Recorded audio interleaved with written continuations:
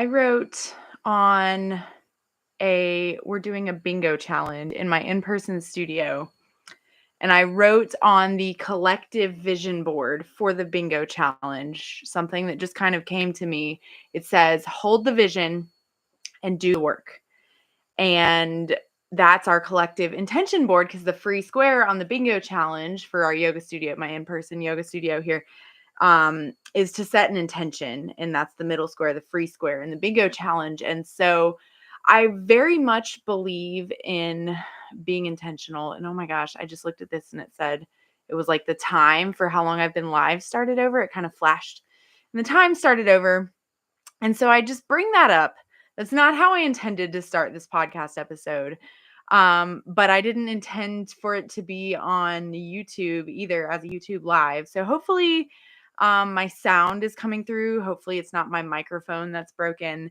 I went to start recording with my normal podcast software that I use to do my podcast recording with the video and everything. And it asked me to restart it several times. I guess it didn't update. And so I restarted it several times and I went to start a recording and I was like, oh, wait, I'm not ready. And so it didn't work basically, which is why I'm here. And so, it just reminded me while I was finagling this, like, oh gosh, I have a class at 5:30. It's 4:45 Eastern time while I'm rambling about this. I have a class at 5:30 in the barn I'm teaching. I've got readings stacked back to back tomorrow, including the Vedic Astrology Club meeting tomorrow at 12:30 Eastern time, which you still have time to sign up for the Vedic Astrology Club. I'll send the link out right before our time to meet to have a Q&A office hours together. That's the only way really to get on live with me these days is through the Vedic Astrology Club. And so anyway, my day tomorrow is stacked. My software wasn't working. This is like the one small window I had to record the podcast episode. And it looks like somebody's live with us. Cool. That's fun. And I was like, oh gosh, what am I going to do? Am I just going to not record it? And no. So that's why that talking about hold the vision, do the work came to me. That's something that I sort of just like, it came to me to put on that vision board in the barn that I was talking about in the yoga barn. And so it feels like a good encapsulation of this eclipse season in general, with the Pisces and Virgo axis being activated. So Pisces is all about the dreaminess, holding the vision, and Virgo is about the real life, embodied sense. Like, are you going to bring that vision, that dreamy vision down into real life? And so it's also interesting that came to me as the way to start this podcast episode, because it's not what I planned to say in the beginning when I was going to record it the regular way. And this lunar eclipse specifically that I'm here to talk about it has connections to those sort of downloads and just like channeling something, like it just hits you like a lightning bolt. We'll get into the symbolism of why, but right now saying that hold the vision, do the work came to me as like, oh, that's what I should say right now. And so maybe that resonates with you. That's a vibe of this eclipse season, but that's kind of what I'm doing here is like, I have this vision of putting out this podcast episode and it's not quite working. So I had to do the work and figure out how to do something different. So I'd like to extend you a warm welcome to the Yogi Scopes podcast. I'm your host, Rosemary Holbrook. I tried to make rosemary stick for a while. I think I'm going to stop doing that, which is interesting because this full moon is on my ascendant. So you can call me Rose Holbrook. I'm a Vedic astrologer, Vedic sidereal astrologer, and a yoga therapist. And so I use the sidereal system of astrology to give you a way and pair that with yoga to give you a way to embody what's coming up in the astrology, which is really kind of what's indicated at this eclipse season anyway. Like I was mentioning just a moment ago with the Pisces and Virgo axis, astrology can be very Pisces, so Pisces being the last sign of the zodiac, being we think of Pisces as this like floating out in the ocean, like dreamer, maybe a little bit out of touch vibe, right? And so astrology can be that way sometimes. I feel like it can be a little bit like, woo, like this is kind of fun, but I don't really have a grasp of how it's connecting to real life, to embodied things. And so that's what we're doing here with the Yogi Scopes podcast. And it feels extra indicated at this eclipse season. So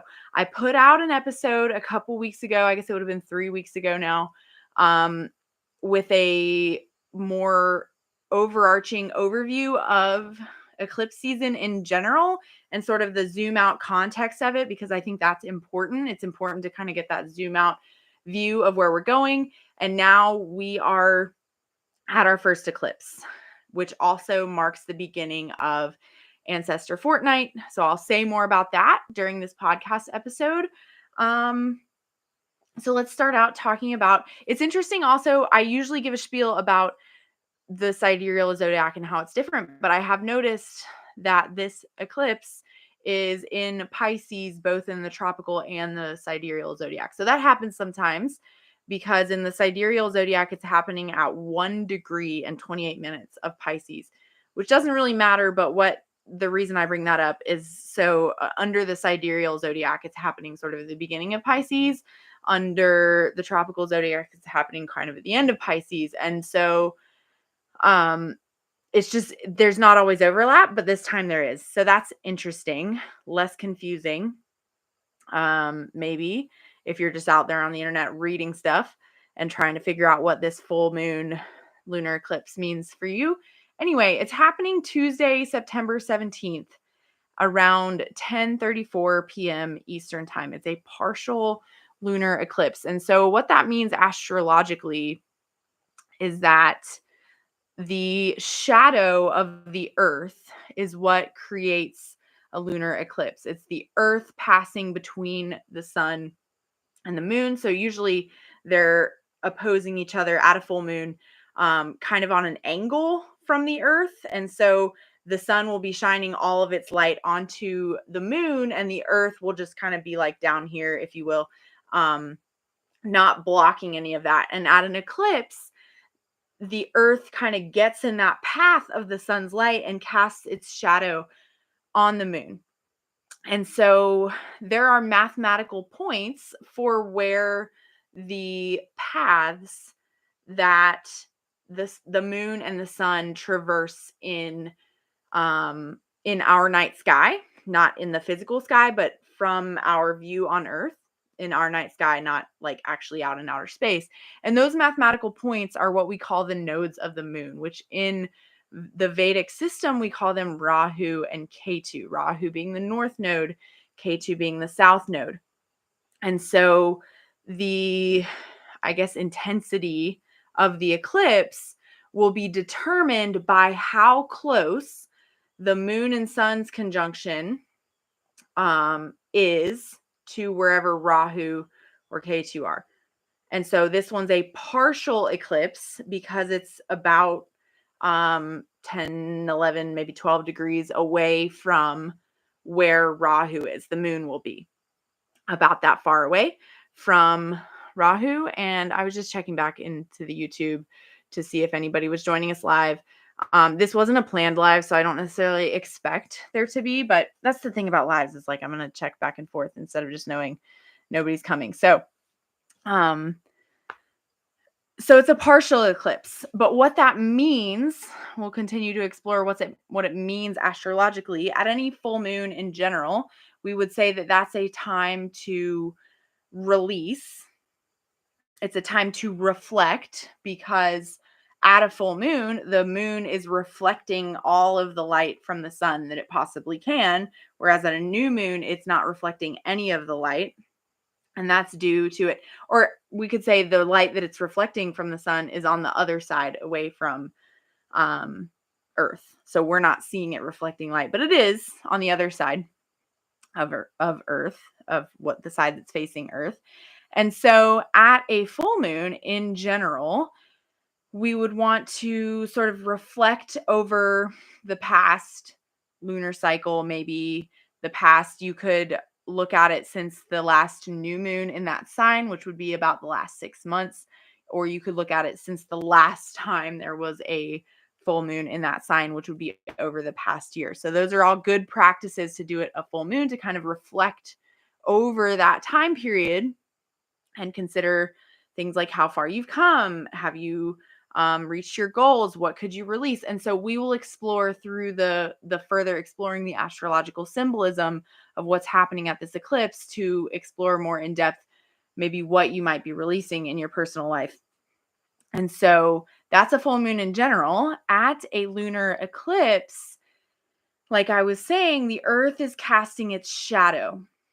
And that shadow, astrologically, we conceptualize as Rahu. We call Rahu and Ketu shadow planets because how we see them is via that shadow casted on the moon at the lunar eclipse, or when we see the moon blocking out the sun at the solar eclipse. That shadow that we're seeing is what we would call Ketu at the solar eclipse, or at least this upcoming solar eclipse. And so this one, the moon is with Rahu in Pisces while the sun is over there in Virgo, just entered Virgo just before this full moon. And so Rahu in Vedic astrology, the north node of the moon, is a head without a body.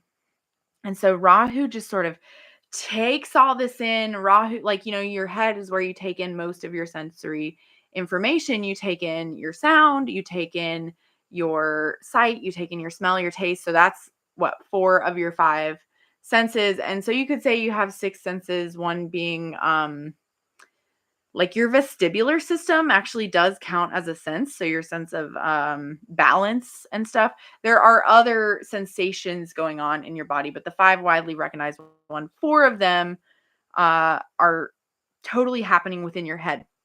And also your brain is in your head. And that's where you sort of process all of this sensory information, including the sensory information from your body.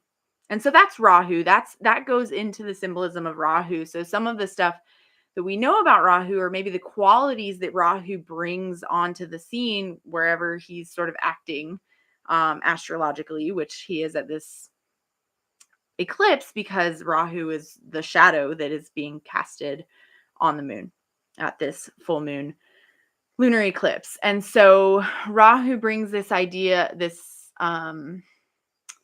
element of maybe taking in too much or like overstimulation, but also when, say, you're eating, right, or taking things in, your body, your gut is what tells your brain if you're not hungry anymore. Those hunger and fullness cues come from the body, not the head.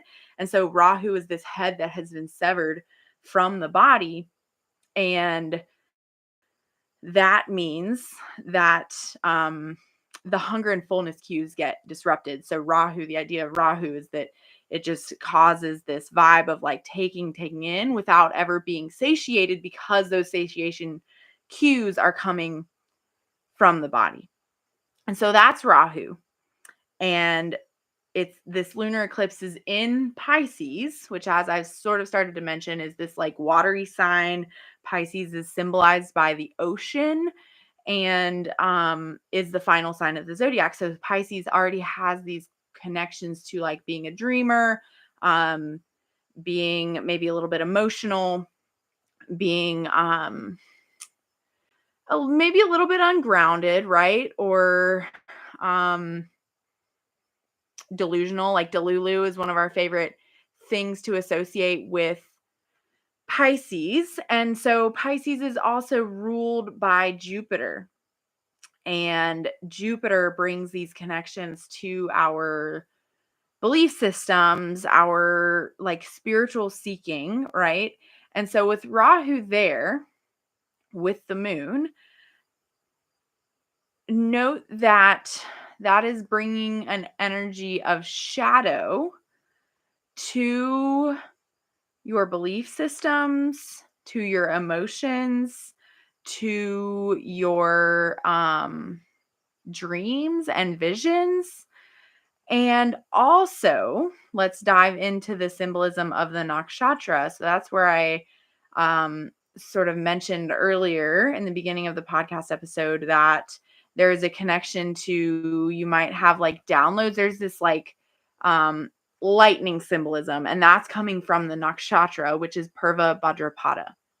So, and I'll go ahead and jump to that part. I usually kind of step through the archetypes methodically, but the lightning symbolism is coming from the ruling deity of this nakshatra, which is Aja Ekapada, the one-footed goat. Aja Ekapada is an aspect of the 11 Rudras, who are like I'm like blanking on the word of it right now, but the 11 Rudras are like aspects of elements, if you will. And so this one is connected to lightning, which is fire of the sky, if you will. Like just let that symbolism sort of bubble in your awareness as we continue exploring the symbolism that factors into this eclipse. And so the Purva Bhadrapada Nakshatra is, interestingly, this is one I wasn't going to bring it up because it actually feels less related to Vedic astrology. It feels a little bit more like Greek to me. Purva Bhadrapada is in the constellation of Pegasus. And so we know the Pegasus idea that comes from, I feel like I associate that more with Greek mythology and that sort of thing. But Pegasus is a winged horse, right? And so that is also bringing this connection, as I was talking about earlier, to earth and sky, to taking these earthly ideas off into the sky. And with that connection of lightning being the fire of the sky, right? So we have all these different like blends of elements happening within this nakshatra. And so the symbol for Purva Bhadrapada nakshatra, there's two, that many nakshatras have more than one symbol. And so one of them is the front legs of a funeral cot. And we'll explore that a little bit more in depth because I feel like that is rich with symbolism for this eclipse particularly. And the other one is like a two-faced man, which has a little bit of a connection to Pisces. Pisces is the two fish swimming in opposite directions. So there's that like one wants to go this way and one wants to go that way. This like duality, maybe also non-duality, because they're both, even though they're facing opposite directions, they're like within one thing, right? And the two-faced man also has connections to like looking back and looking forward, like having one sort of face looking at the eternal and one face looking at the worldly, which brings up for me, it makes me think of that saying that's like, you're in this world but not of it, right? And that feels very Pisces too. This, and the Pegasus thing is like, even though Pegasus isn't like, they're not actually real that we know of, winged horses, nobody's seen one, but nobody can prove that they don't exist. Anyway, I'm just kidding. So this whole idea of like spiritual things, mystical things, being sort of like permeating our real world experience. I mean, that idea is just coming up every which where in this eclipse season, like I was mentioning earlier, with the Pisces and Virgo axis in general, with Virgo being very earthy, very like let's get down to business, like what needs to be done, let's be organized about it, have a methodical approach. That's Virgo. Pisces being this like woo, like delusional one. And I can say that as a Pisces, no shade thrown, right? So yeah, so that's coming up with the two-faced man as well, and the two fishes swimming in opposite directions. But let's hang on to the feet of the funeral cot, the two front legs of the funeral cot idea. So that um it says tapas to me. Tapas is the fire of spiritual transformation, and it also is there's connection to like death and rebirth. So the feet of the funeral cot, as far as I know, correct me if I'm wrong. I could be wrong about this. It's the feet that go in first. It's like the front legs are what goes into the funeral pyre or the cremation thing right first. And that also brings up, which this doesn't come from Vedic astrology or ancient India, but um, what it brings up for me is this idea of holding someone's feet to the fire, which I'm not talking about in like Europe when they would make people walk on hot coals to like test if they were a witch or something. That's not what I'm talking about. I'm talking about the idea of when your feet are to the fire, there's this element of accountability of holding someone's feet to the fire are like making them make good on a promise or making them put their money where their mouth is, if you will. Like that's kind of coming up with this Purva Bhadrapada Nakshatra with the feet of the funeral cot symbolism. And so also the translation of this nakshatra is the former one who possesses lucky feet. And so former as in, latter and former, because there is also Uttara Bhadrapada. So the Purvas and Uttaras, there's 3 sets of them and they're pairs. And so it means former, not as in like past, but former as in the one before, rather than the latter, which is the one at the end. Right. So if that makes sense. So the former one who possesses lucky feet. And so that brings this element of being good in business. And Pisces is symbolized by the feet. This nakshatra is also ruled by Jupiter, just like Pisces. So there's this symbolism coming up over and over again at this, particularly where this full moon lunar eclipse is happening, of belief systems, of feet, of connecting to the feet. And so that's sort of like your stable foundation. And it's sort of the remedy or the antidote if you are out here in the Pisces qualities of being like ungrounded. If you think you're like floating out at sea, floating in a sea of your emotions, floating in a sea of your consciousness, right? Which is a fine thing to do.